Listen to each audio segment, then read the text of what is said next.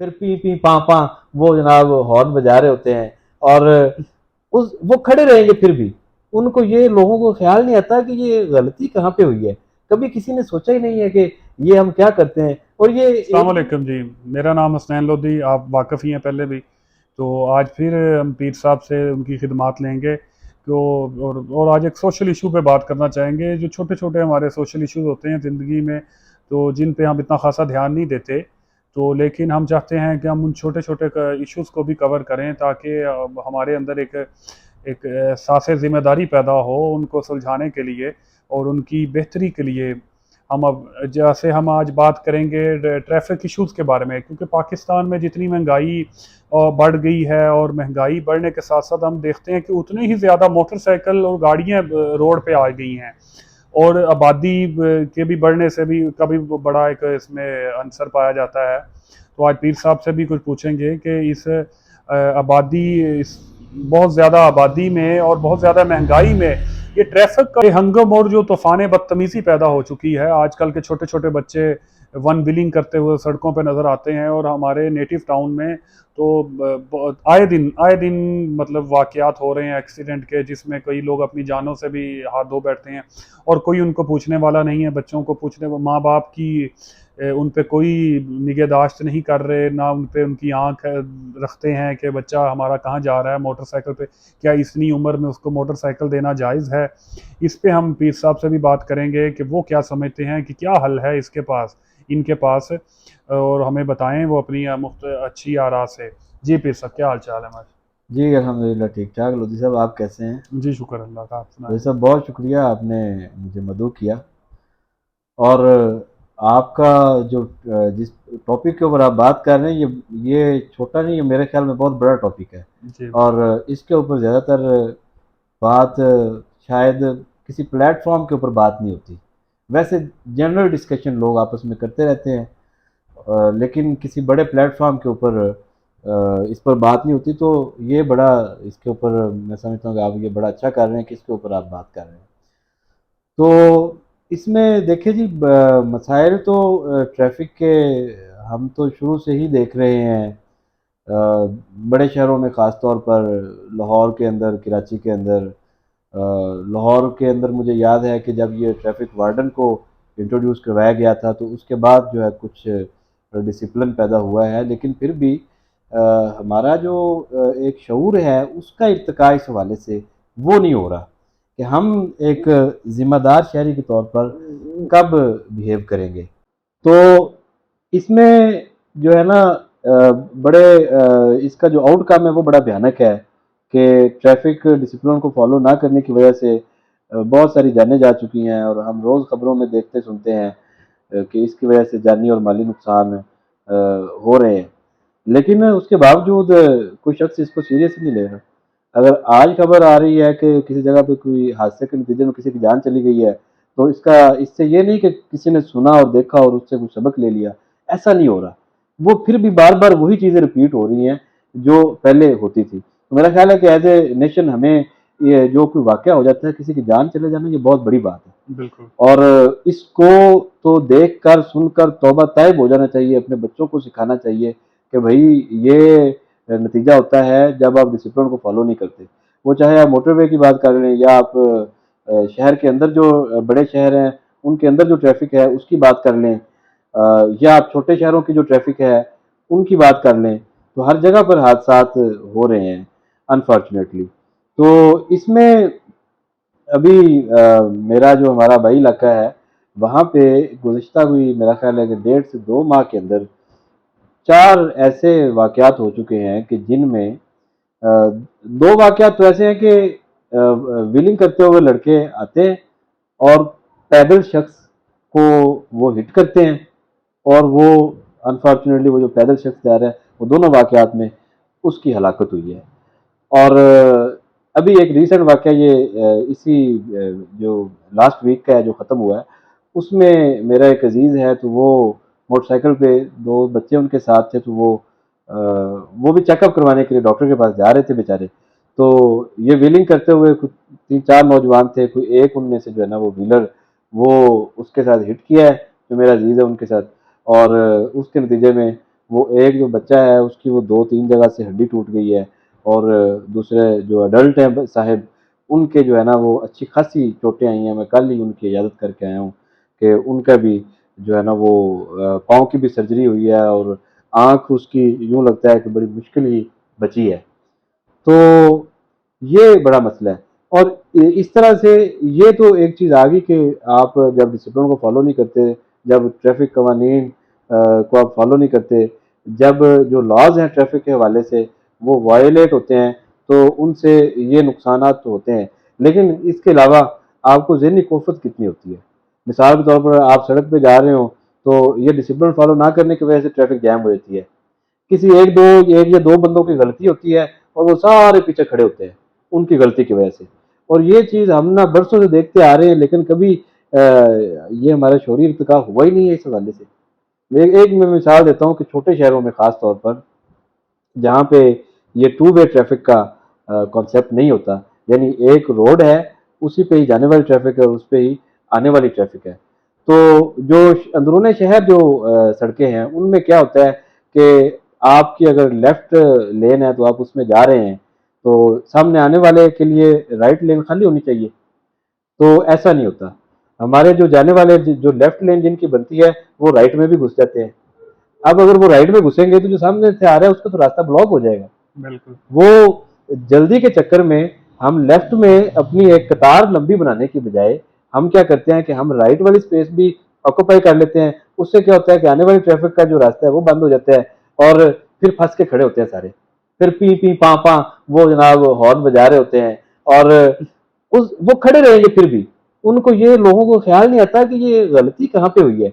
कभी किसी ने सोचा ही नहीं है कि ये हम क्या करते हैं, और ये एक दिन नहीं करते, अगले दिन फिर यही हरकत करते हैं, चौथे दिन फिर यही हरकत करते हैं। लेकिन चलिए अब इसमें एज ए मुआशरती तौर पर एज ए नेशन तो हम फेल हैं, ये तो समझ आती है बात।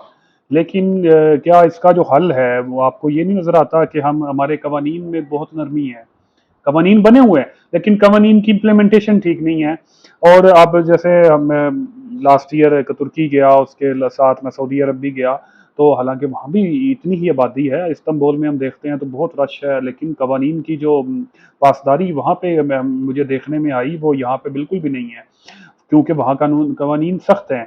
सऊदी अरब में मैंने देखा तो मतलब हालांकि उनकी मेन मोटरवे टाइप जैसी रोड्स हैं, तो वहाँ पे उन्होंने कैमरे छुपा के लगाए हुए हैं। तो वो अगर जैसे ही 110 से ऊपर स्पीड जाती है तो वो कैमरा कैप्चर कर लेता है आपको, आपके मोबाइल पे मैसेज आ जाता है कि जी आपको इतने का चालान हो गया है, और अच्छा। आपके अकाउंट से ऑलरेडी डिडक्ट हो जाते हैं। मतलब उनका एक सिस्टम ऐसा मैनेज्ड है कि वहाँ पे एक खौफ है कि भाई मैं अगर ट्रैफिक की पासदारी कानून कवानीन की पासदारी नहीं करूंगा तो मुझे इतना चालान हो जाएगा। और वहाँ पे ये है कि अगर आपका चालान हो गया और आपने बाज़ का अगर आपने पे नहीं किया तो उस पे आपको वो लेट होता जाएगा, जितना लेट होगा तो आपको 1 या 2 दिन की जेल भी काटनी पड़ जाती है। अब एक रीजनेबल पर्सन के लिए तो ये अच्छी बात नहीं है कि वो जेल काट के आए, इसलिए वहाँ कानून कवानीन की पासदारी हमें ज़्यादा देखने में आती है बनिस्बत पाकिस्तान के। पाकिस्तान में अब देखते हैं अगर किसी वार्डन ने रोक लिया है तो वो कहते हैं यार ये 4 आने ले, पैसे ले यार, मेहरबानी कर। और वार्डन भी वो मतलब पुलिस वाले जो वो बैठे होते हैं कि यार चाह पानी दे जा, चाह पानी दे जा यार साडा। मतलब ऐसे ही वो उनकी रुझान ही इसमें है कि यार वो नहीं देखेंगे कि ये कि अगला शख्स जाके आके किसी को मार देगा, वो कहेंगे यार चाह पानी दे के जा। ऐसे ही मतलब है। चाह पानी पे उन्होंने ऐसा काम चला रखा है, कोई ट्रैफिक की कानून कवानीन की पाबंदी है ही नहीं। क्योंकि और जिन्होंने पाबंदी करवानी है वो चाह पानी पे लगे हुए हैं, उनकी चाह पानी नहीं खत्म हो रही। रिश्वत का बाजार इतना गर्म है कि मतलब छोटे छोटे यार किसी की जान अगर चली गई है तो उसके घर वालों से आप जाके पूछें कि उनके घर में क्या सफ़े मातम बिछ गया है। लेकिन आप यहाँ पे बैठे हैं कहते हैं कि जी हमें तो मसला ही कोई नहीं, वो हमारा बच्चा छोटा था जी, आ गया जी, वो मोटरसाइकिल ले गया, गलती होगी जी, गलती होगी। आपकी गलती से एक बंदे की जान चली गई, और मेरे ख्याल में इससे बड़ा तो कोई जुर्म है ही नहीं कि आपकी छोटी सी गलती से एक बंदा अपनी जान मतलब फौत हो गया है, और आप कह रहे हैं जी गलती होगी, माजरत। जैसे आपने बताया कि यहाँ भी एक पिछली गली में ही हमारी जरगर फैमिली थी, उनके साथ भी हुआ कि एक लड़का गली के अंदर वन व्हीलिंग कर रहा है, हालांकि छोटी सी गली है, तो खुदा का खौफ कर, अल्लाह के बंदे। यानी अब हम गलियों में भी महफूज नहीं है। और वो शख्स एक अपने किसी के घर के आगे खड़ा है, एक आदमी से बात कर रहा है, अचानक उसके अंदर आके लगा, वो नीचे गिरा, उसका धमाका यहाँ से भेजा फट गया, वो वेंटिलेटर पर आया, 5-6 दिन उसके बाद वो फौत हो गया। अब अंदाजा लगाएं, वो उसको क्या पता है कि मैं एक अपनी रात के वक्त ईशा की नमाज पढ़ के वो आया, तो और एक आया साहबजादा किसी का, उसने आके उसके अंदर मोटरसाइकिल मारा, गली के अंदर, छोटी सी गली है, वो इतनी बड़ी भी नहीं है। ये तो हालत है। अब इसका हल आप क्या देखते हैं कि हल क्या है? कवानीन पे सख्ती अमल होनी चाहिए। अब जैसे लाहौर काफ़ी दिनों, मतलब साल 2 साल पहले की बात है, मुझे एग्जैक्ट टाइम नहीं याद, तो गवर्नमेंट ने सख्ती भी की थी कि इन्होंने जुर्माने काफ़ी ज़्यादा कर दिए थे। जैसे 100 रुपये का चलाना तो उसको 1000-2000 रुपये कर दिया था। लेकिन उस पर बड़ा एहतजाज हुआ कि नहीं जी हम कहाँ से देंगे। तो भाई आप गलती करो ही ना, ऐसी गलती करो ही ना कि आपको 1000 देना पड़ जाए। अब हम बड़ी ढिठाई से कहते हैं कि जी नहीं, मैं तो 100 ही दूंगा भाई, मैंने गलती भी करनी है, मैं 100 दूंगा। मेरा ख्याल है कि फाइन जो है ना वो ज़्यादा होने चाहिए। और इन्होंने पिछले दिनों में फ़ाइन बढ़ाए थे, लेकिन मेरा ख्याल में एक चीज़ जो इनको और करनी चाहिए थी, वो ये थी कि फ़ाइन बढ़ाने से पहले एक दफ़ा जो है ना, ये एक मुख्तलिफ मीडियाज़ के ऊपर एक कैंपेन रन करते कि ये हम फ़ाइन्स अब बढ़ाने लगे हैं और इन चीज़ों को सख्ती से देखा जाएगा और आप भाई अपना ख्याल करें, आप लोग इन जुर्मानों से बचें। सारे लोगों को एक दफ़ा वो मैसेज चला जाता, उसके बाद ये फ़ाइन को इम्प्लीमेंट करते और फिर एक दफ़ा अगर इम्प्लीमेंट कर दिया है तो फिर चाहे जितना भी एहतजाज हो उसे वापस नहीं लेना चाहिए, क्योंकि ये हमें ये समझना चाहिए कौम को और एज ए नेशन हमें ये समझना चाहिए कि ये हमारी भलाई के लिए है।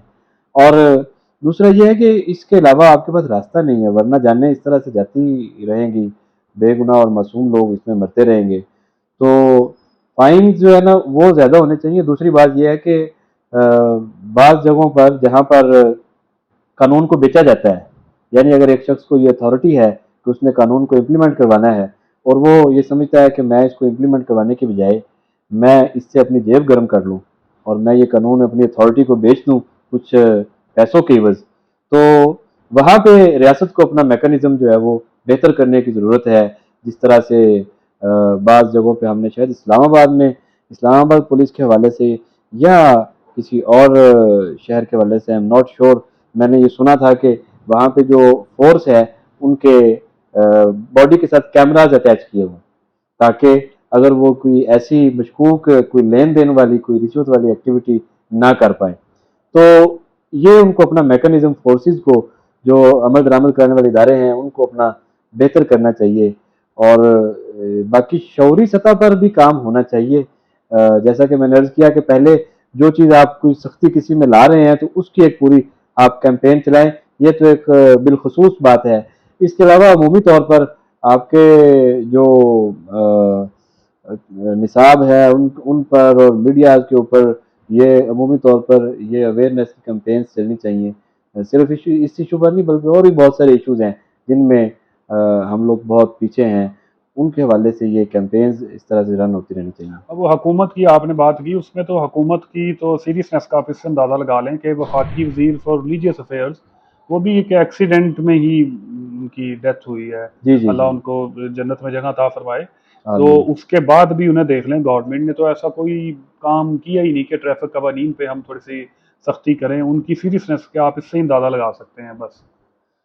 बस ये देखें जी, गवर्नमेंट, ये बात आपकी बिल्कुल दुरुस्त है कि गवर्नमेंट इतनी संजीदा दिखाई नहीं देती, लेकिन बहरहाल गवर्नमेंट को हम कहेंगे कि उनको संजीदा होना चाहिए। बिल्कुल। जो चीज़ है जो हुकूमत ने करवानी है, जो गवर्नमेंट ने करवानी है, उसमें तो वही लोग ही संजीदा हो गए तो बात आगे बढ़ेगी।